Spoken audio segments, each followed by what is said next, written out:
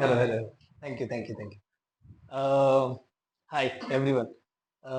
Stand up comedy पहिलीच वेळ आहे माझी, म्हणजे मी आता प्रत्येक शोला असंच सांगतो. कारण काय पहिल्यांदा सांगितलं ना, खूप सिंपती मिळते. अरे पहिल्यांदाच आहे, चांगलं करतोय, हसा वगैरे वगैरे. असं काय नाही, पण करतंय का पहिल्यांदा कोण खरंच? पहिल्यांदा स्टँडअप कॉमेडी काय नाही.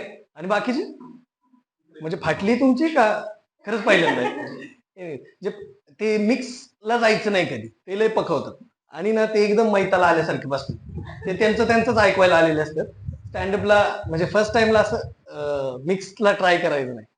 एनिवेज, आजकाल स्टँडअप कॉमेडी खूप ट्रेंड मध्ये नाही का. म्हणजे आपण नॉर्मली अशी रील्स वगैरे जरी बघायला गेलो तर स्टँडअप कॉमेडीचे म्हणजे आता तुम्ही जे बघता तेच तुम्हाला दिसत असणार. पण स्टँडअप कॉमेडी तर मी नॉर्मली दिसतं बऱ्यापैकी. आणि मी जेव्हा ट्राय केलं पहिल्या दुसऱ्यांदा, तर माझ्या मित्राचा फोन आला, अरे तू पण करतोय का स्टँडअप कॉमेडी? म्हणलं हा मी पण करतोय, तू पण करतोय? म्हणलं नाही नाही, मी बघतो. म्हणजे ठीक आहे ठीक आहे. आणि आजकाल ना असं तुम्ही नॉर्मली फेसबुक वगैरे ट्राय केलं तर त्याच्यावर अजून ट्रेंडिंग मध्ये ऍस्ट्रॉलॉजर खूप ते नाही का. तुम्ही फक्त तुमची जन्मतारीख सांगा आणि आम्ही तुम्हाला सांगू तुमचं लग्न कुणाशी कधी होईल वगैरे. म्हणजे आता ज्यांना ते ट्राय करायचंय त्यांच्या जन्मतारखा सांगण्यासारख्या राहिलंच नाही, बट ऑब्विस ठीक आहे. तरी पण मी बोललो एकदा ट्राय करू. मी एकदा मग दिली माझी जन्मतारीख वगैरे. तर त्यांनी सांगितलं काय 2026 मध्ये फर्स्ट क्वार्टर मध्ये तुमचं लग्न होऊन जाईल. मला हसायला आलं तर जोरात, कारण हसलो नाही, लेट झालं आणि माझी बायका पूर्ण बाजूलाच झोपली होती. म्हणलं जाऊ दे. आणि असं नाही, ऍस्ट्रॉलॉजर कसं आहे, मी त्याच्यावर बिलीव्ह नाही करत, पण माझी गर्लफ्रेंड होती, ती खूप बिलीव्ह करायची त्याच्यावर. आणि मी तिला सांगत होतो अशा गोष्टींच्या लफड्यात पडू नको. आपण लग्न वगैरे करू असं तसं. ती बोलली हा हा ठीक आहे बघू. तरी ती गपचूप जाऊन माझ्या जे काही डिटेल लागतात तिथं घेऊन गेली ऍस्ट्रॉलॉजरकडे, त्या काय म्हणतात त्याला, ज्योतिष त्याच्याकडे. आणि बोलली सांगा काका, याच्यावर माझं लग्न कसं राहील? त्या काकाने सांगितलं लग्न काय, याच्याशी तू मैत्री सुद्धा ठेवू नको. आणि त्यानंतर मग ती आली. आता ती मला कसं सांगणार ना की मी त्याच्याकडे गेलेले आणि असं असं सांगितलंय. मग ती मला बोलली सचिन, मला ना कडक मंगळ आहे, आपण लग्न नाही केलं. म्हटलं अगं थांब थोडे दिवस, ते होईल नरम हळूहळू, त्याला काय वेळ लागतो. तर ती बोलली नाही नाही तसं नसतं. मी बोललं ठीक आहे, प्रॉब्लेम आहे ना, त्याला काहीतरी सोल्युशन पण असेल ना, काहीतरी असेल. ती बोलली हा हा त्याच्यावर सोल्युशन आहे, एका झाडाबरोबर लग्न कर. म्हटलं हा कर, मी चालले, तर मी बँगलोरला चाललेलो कामासाठी. म्हणलं कर, मी 1-2 महिना बाहेर आहे. मग आलो मी 1-2 महिने कामानंतर. म्हणलं काय झालं सगळं? ती म्हणजे हो सगळं व्यवस्थित झालं. म्हणलं चल लग्न करू. तर बोलती नाही नाही, ते झाड श्रीमंत आहे, तुझ्यापेक्षा चांगलं दिसत. म्हणलं अच्छा अच्छा ठीक.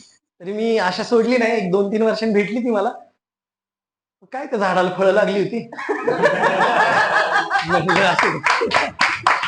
आणि ना आता हे ठीक आहे, आता अरेंज मॅरेजवर विषय आला, कारण आता ते तर मोडलं. त्याच्यानंतर काय झालं, घरच्यांच्या समोर आपली चालत नाही. माझी आई म्हणली पत्रिका जुळली तरच लग्न होईल. मी म्हणलं पत्रिका काय, लाईक्स मॅच झाल्या, वाईब्स मॅच झाल्या, मोर देन इनफ राईट.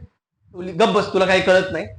आमच्या लग्नाला बघ, वडिलांकडे हात करून म्हणले, आमच्या लग्नाला बघ एवढी वर्ष झाली, किती सुरळीत चालू आहे. देवा शप्पथ सांगतो, माझ्या बापाकडे बघून असं जरा पण वाटलं नाही. पण आता काय, ऑप्शन नव्हता. आणि त्या काका, तो रेग्युलर आला आमचा फॅमिली ज्योतिष, त्यांनी तिला सांगितलं होतं तुम्ही हीच मुलगी आणा घरात, सगळं घर हातात राहील. आता ते कुणाच्या हातात राहील ते सांगायचं तो विसरला. लग्नाला झाली 4-5 वर्ष.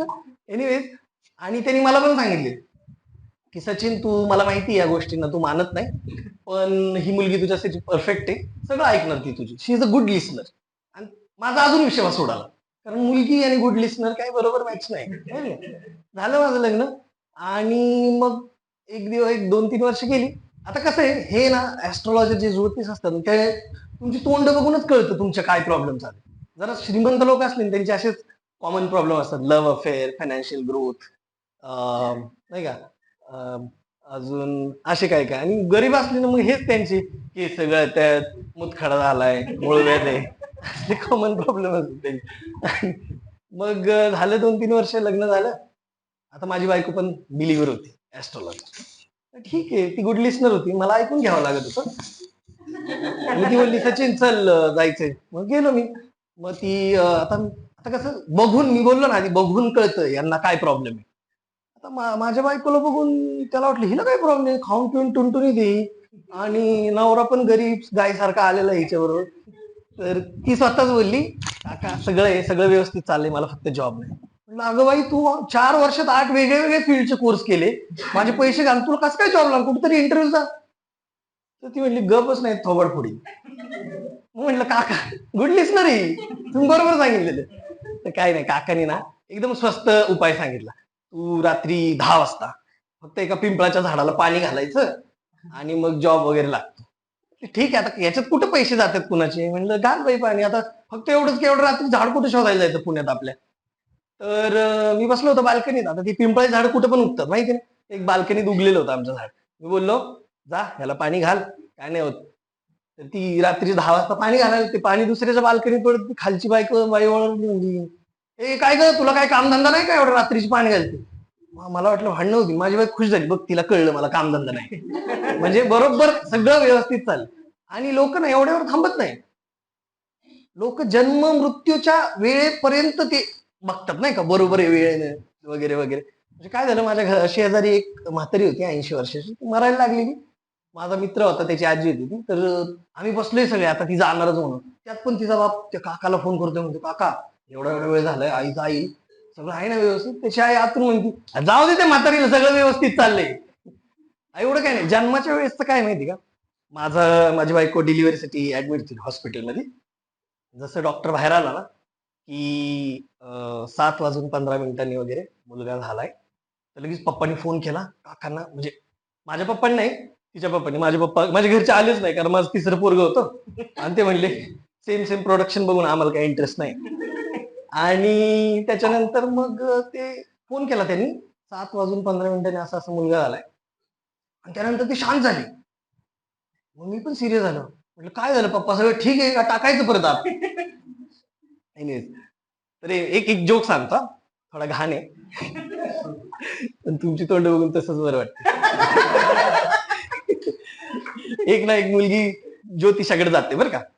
मग ज्योतिषाला हात दाखवते आणि म्हणते काका सांगा माझं लग्न कसं होईल, काय पुढचं भविष्य वगैरे. मग काका तिचा हात बघतो व्यवस्थित आणि म्हणतो तुझ्या आयुष्यात एक राजकुमार येणार आहे, त्याच्याशी तुझं लग्न होईल आणि तुला दोन बाळ होतील गोंडस. ठीक आहे. मग पुढे जातं, मग तिचं लग्न होतं, मस्त सुंदर नवरा मिळतो तिला आणि मग ती प्रेग्नेंट राहते. आणि मग डिलिव्हरीची वेळ येते बरं का. मग ती झोपलेली असते, डिलिव्हरीच माहिती ना, झोपलेली असते. आणि मग ती सुईन, पहिल्या काळात त्या सुईन येतात ना डिलिव्हरी करायला, ती म्हणते पुष्कर पुष्कर पुष्कर, ते बरं का एकदम जोरात पुष्कर. पहिलं बाळ होतं बरं का, आणि एकदम गोंडस बाळ असतं. आणि मग ती सुईन म्हणते अजून एक आहे, तू पुष्कर, अजून एकदा पुष्कर करते बरं का. आणि दुसरं बाळ होतं, तेवढं तिची मैत्रीण होते ए कुत्रे उठ, हागलीच बघ बेडवर, कसली स्वप्न बघतीस. Thank you, that was my time. Let's welcome Aniket from Mumbai. Thank you.